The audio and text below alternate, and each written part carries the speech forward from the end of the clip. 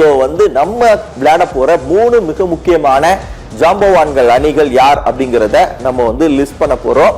மிக முக்கியமா இந்தியாவுக்கு வந்து சவுத் ஆப்பிரிக்கா இல்லைன்னா வெஸ்ட் இண்டீஸ் இந்த மாதிரி யார் கூட அதிகமான ப்ரெடிக்ஷன்ஸ் இருக்கு ஹரிராம்? கண்டிப்பா இப்போ இந்த சூப்பர் 8 வந்து நெருங்குது. கிட்டத்தட்ட இப்பதான் வந்து வேர்ல்டு கப் சீரீஸே வந்து ரொம்ப ஒரு முக்கியமான கிட்டத்துல ரொம்ப ஒரு பிக் ட்ரீட்டான மேட்சஸ் தான் இனிமேல் வரப்போகுது.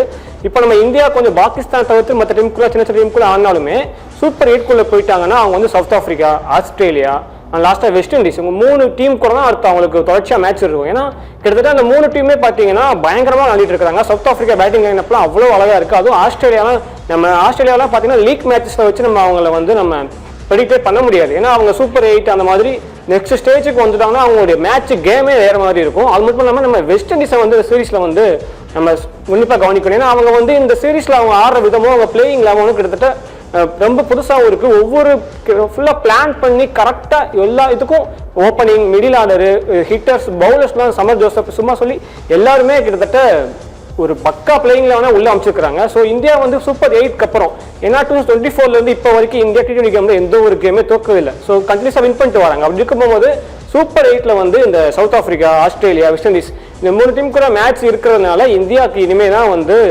ரியல் கேமே ஸ்டார்ட்னு நினைக்கிறேன். லிவி, எனக்கு ஒரு கேள்வி என்னன்னா, இன்னைக்கு ஒருவேளை ஆஸ்திரேலியா ஜெயிச்சு உள்ள வந்துட்டாங்க அப்படின்னா இந்த சவுத் ஆப்பிரிக்கா இப்போ ஹரிராம் சொன்ன மாதிரி சூப்பர் 8ல இந்தியா தோக்கவே இல்லை, நல்லா பயங்கரமா விளையாடுறாங்க அப்படின்னு குறிப்பா வந்து எல்லாமே இந்தியா கிரவுண்ட்ல தான் விளையாட போறாங்க. அப்படி இருக்கும்போது கூடுதலான பலமா இருந்தாலும் இதுல யார் ரொம்ப சவாலா இருப்பான்னு நினைக்கிறீங்க? வெஸ்ட் இண்டீஸா, சவுத் ஆப்பிரிக்காவா, ஆஸ்திரேலியாவா?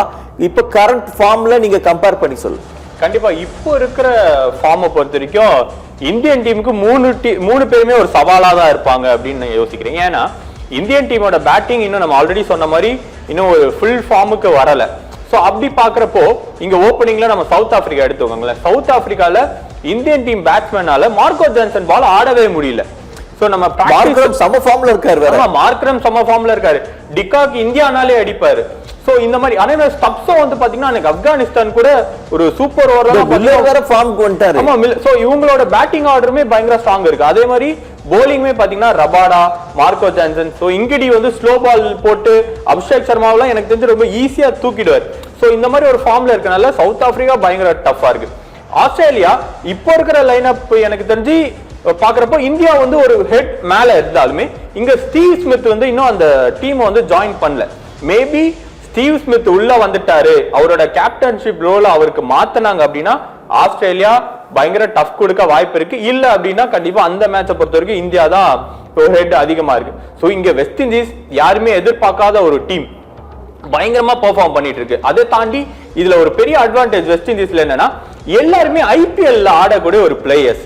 சோ அதனால இந்தியன் பிட்சை பொறுத்த வரைக்கும் ஸ்ரீலங்கா பிட்சை விட இந்தியன் பிட்ச் வந்து உங்களுக்கு ரொம்ப ஃபேவரா இருக்குமோ அப்படின்னு பாக்குறேன். ஏன்னா நம்ம இந்தியன் டீமை தாண்டி வெஸ்ட் இண்டீஸ்ல யாரை தொட்டாலுமே 80 மீட்டர்ஸ் தாண்டி விழக்கூடிய ஒரு பவர் வச்சிருக்கிற ஒரு பேட்டிங் ஆர்டர் இருக்கிறனால அதுவும் ஹெட்மயர்லாம் பாத்தீங்கன்னா மொரட்டு ஃபார்ம்ல இருக்காரு. சோ அவரை கண்ட்ரோல் பண்ணவே முடியல எந்த டீமாலையும். சோ அப்படி பாக்குறப்போ இது ஒரு பயங்கரமான மேட்ச் அப்பா இருக்க அதிக வாய்ப்பு இருக்கு. ஓகே, சோ நம்ம நிகழ்ச்சியோட இறுதிக்கு வந்துட்டோம்.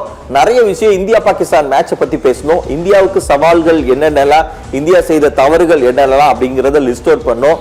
ரொம்ப அழகா கடைசியா ஒரு கேள்வியோட நான் முடிக்க போறேன் 2 பேர்கிட்டயும்.